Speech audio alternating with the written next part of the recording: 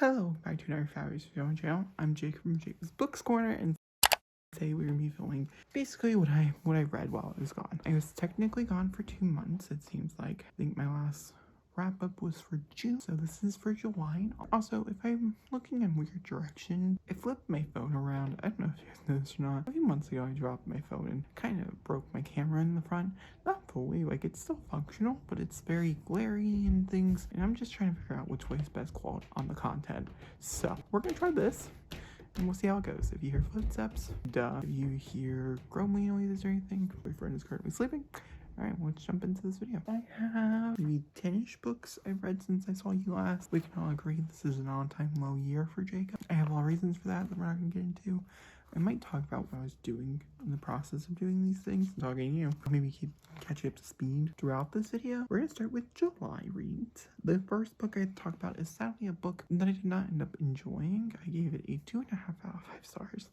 And that is The House Across the Lake by Larry Sagar. I still would recommend this story if you have never read a Riley Sager book, or if you're looking for a great spoof. I do agree with a lot of people. This does feel very spoofy. It's about a girl who, instead of going to rehab, goes out to a lake actress, and she sees another actress drowning in the water. Odd in itself. And they bond over this event, and she becomes close, but she's also a gigantic drunk. And she's a peeper, so like she's just not around good. And that's The House Across the Lake. There's a lot more here. This goes places that I've been wanting Riley Sagar to go for a while now. I will not lie, I don't think it works here at all. Actually, I think this is like the worst book to do this in. I did give it 2.5 out of 5 stars. This shouldn't be a really big shock for anybody out there who knows my opinion about Riley Sagar. And I thought the first 70% were pretty sluggish. To give you a heads up, I found it very uninteresting. I didn't really care for any of the characters. I had 2 books to talk about. Let's talk about them. They were both reread. The first one we have to talk about is Torment. I picked this up as one, a reread, but also I was trying to write a story and I was getting really frustrated with a aspect of it that had to do with angels in it. And I was like, let's go read some angel text. If you guys don't know, I got a lot of my inspiration and stuff from things that I consume, stories or whatever, and like a lot of my ideas and things come through TV shows or novels or whatever. And then you just start to expand on them and things like every idea is based on another idea, based on another idea. I'm a very big believer in that. What we're talking about today is Torment, which is book 2 in the Fallen series by Lauren Kate. I'm pretty sure these are pretty hated now, if I'm not mistaken. I have never read the last one. Would that be something you guys are interested in? This was deemed one of my favorite series of all time for a long time, and I never finished it. I don't plan on rereading the entire series, but I guess we should just move on to Passion, because I finished Torment, and I really remember liking Passion, even if nothing happens in it. But either way, that's Torment. Fallen was okay. I have a whole video talking about it. I'll link it if I remember correctly. And we have Clockwork Angel. I have a whole playlist talking about Shadowhunters. I'll link that as well. This is part of my reread for Shadowhunters big vlog that's coming out to you in a year of who knows when. Yeah, I think I need to go back and reread Clockwork Angel again. I think I just really sped through the last like 30% of this book. I just want to go back and enjoy it at a slower speed. Clockwork Angel is the first book in the Infernal Devices, which is the first book in the prequel trilogy in Cassie Clare's world of Shadowhunters. Follows Tessa as she gets sprung into. Those are the books that I read in July. Moving on to August. This month has been way interesting. I quit my job this month. That's the big take. We're gonna start with Buffy Volume 5. This is another one I think I should probably deem a reread, as I don't remember the last 2 issues in it. I think I gave it a 3 when I read it though, which was this month. Don't ask me why, I don't remember. I also read Peaches and Honey, which has one of the worst narrators of my existence. This idea of this book was such a good idea, then it was pointless. And that's all I gotta say on it. I gave it like a 2, maybe like a 1.5 to a 2. Then I read Love Match. It is another romance that I deemed unreadable. I gave this a 3, so I guess it was a somewhat powerful read, but ultimately it sucked. There's just something about, I played around with this idea a lot too, so I think it's an interesting discussion. About your main characters, your love interest. I believe you need a good, steady slow burn, but I'm also a big believer that slow burn doesn't have to be for like 90% of the book. I've read a few of these this year.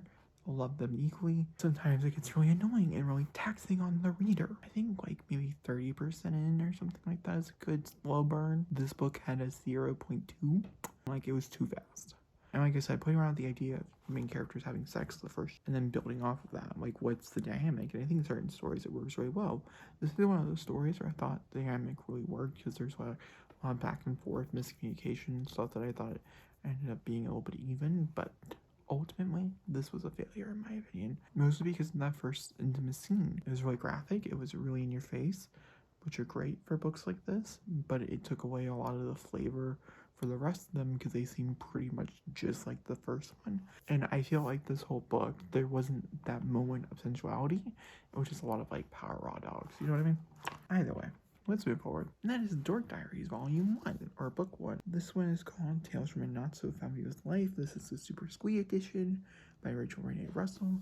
I picked this up because I did a book review thingy earlier this year on Diary of a Wimpy Kid. So by far one of my worst reads of the year.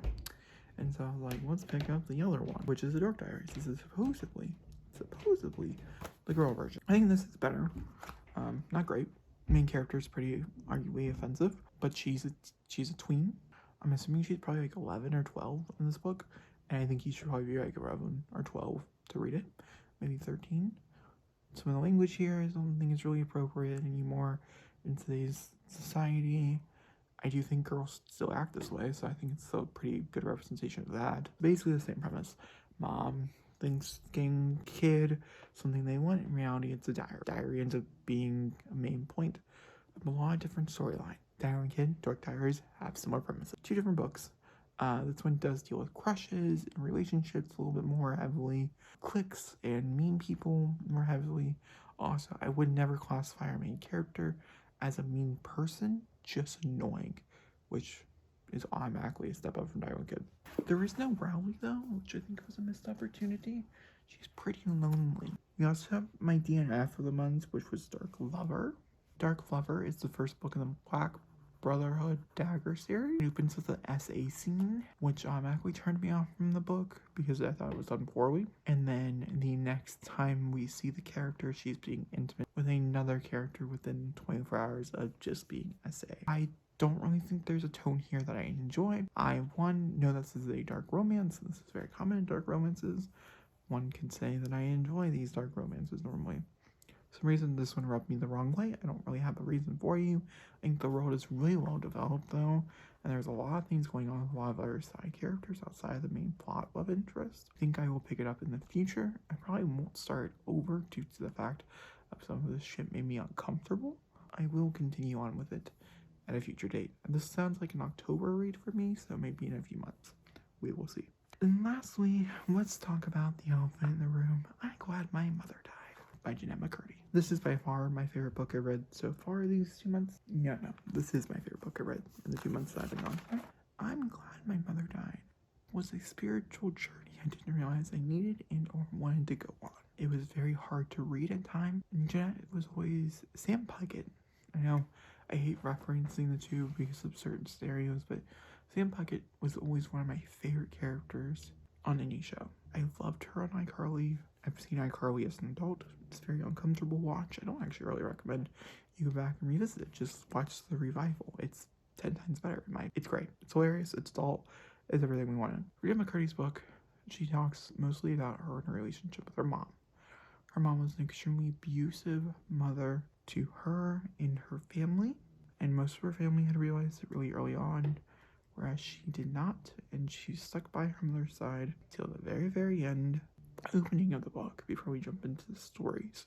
And the vignettes is something like, mother's on her deathbed, she's in a coma, something along those lines. Janet's like, Mom, I'm 89 pounds. And she swore that would wake her mom up because that was her goal. I think that right there tells you exactly what the book's going to be like, what you're getting in for.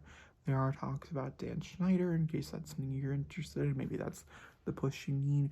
Ariana Grande, you could say some drama was stirred there. It's in here, but they're not important to the bigger picture here. And that is one about children acting and how bad it can be. I don't think every experience is like this, but I'm sure it can be really bad. It can be really bad. Children with their parents. Also, I think it's a really good example of why you shouldn't force your child to be the dream that you always wanted to be. Maybe think about that, parents. Maybe you should. Alright, those are the books that I read. Let me know what you guys have read and this time I've been away, what is your favorite book you've read so far this year, or in these past 2 months? Least favorite book, any surprises? I want to know in the comments down below. Thank you so much for watching, and goodbye.